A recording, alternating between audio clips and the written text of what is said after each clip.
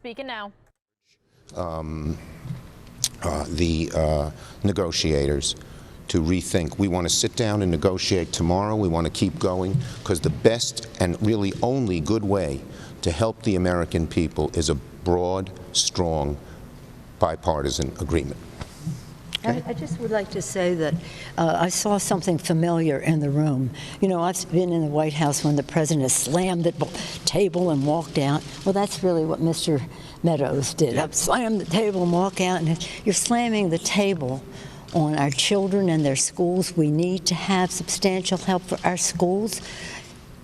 Everything tells us this. Authorities on the subject tell us that to have actual school, virtual school, or hybrid school cost approximately the same. And yet the president is insisting the money will go to the schools that are only open actually. So what does that say? What does it say to children with disabilities where we really need them to be getting as much care as possible so that if there is a situation where they can be taken care of, where they're saying, well, we don't you want to take care of private schools? Yes, we want to take care of children in private schools, but they don't have to take care of all of the children who have special needs or are at risk, who are disabled or have special are especially at risk and the rest. So this whole thing about the schools, I mean, as a mom, as a grandma who has children in every, whether it's Catholic, private, public school, teachers in the same vein, we know that this is central to the life of America, that our children are learning, the parents are earning. And that this virus has prevented that from happening. And because they didn't take the virus seriously in the beginning, they're not taking the consequences of the virus seriously at this time. And that's why it's hard to come to terms. It's really insensitive. It's disdainful of America's working families.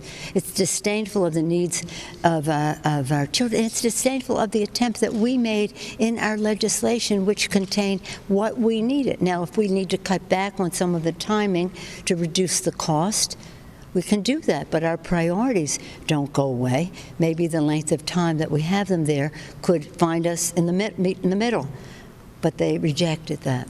Yeah. I would say right now the president only has two choices. The first is to negotiate with Democrats. He knows Republicans can't pass a bill. You probably can't even get a majority of Republican senators to vote for any bill, let alone the House. So one choice, the best choice, is to continue negotiating with us and realize he has to meet a compromise in the middle. It can't be all his way or 95 or 90% his way. The second choice is to try these executive orders, which will leave most people out, will not cover the broad expanse of what's needed, will be litigated in court and be awkward and difficult to implement. It's not a good choice at all, and they admitted that in the room. They said that's not a good choice. So we plead with them, continue to negotiate, realize that you have to do this in a truly bipartisan way, not the way Donald Trump seems to see it, which is it mostly all has to be his way. And we're ready to sit down. We want to sit down tomorrow. We urge them. We said we'd be here. They're going to think about it, but we urge them to come back. Yeah. Thank you. Can I just make this one other point about all this, because I heard them reference we're not going to bail out the states. We're not bailing out the states. We're protecting the jobs of our heroes. That's why it's called the HEROES Act. Our healthcare workers, our first responders, our transportation, sanitation, our teachers. There are 1.5 million who've been laid off already. It is projected that there will be 3.6 million more workers laid off.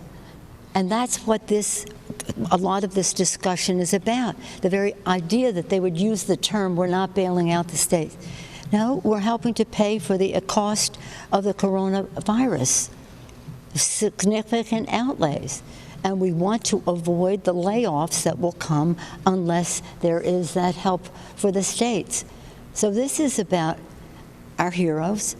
We lose all moral authority to thank them and praise them if we're not willing to help them keep their jobs. They risk their lives to save other lives, and now they may lose their jobs.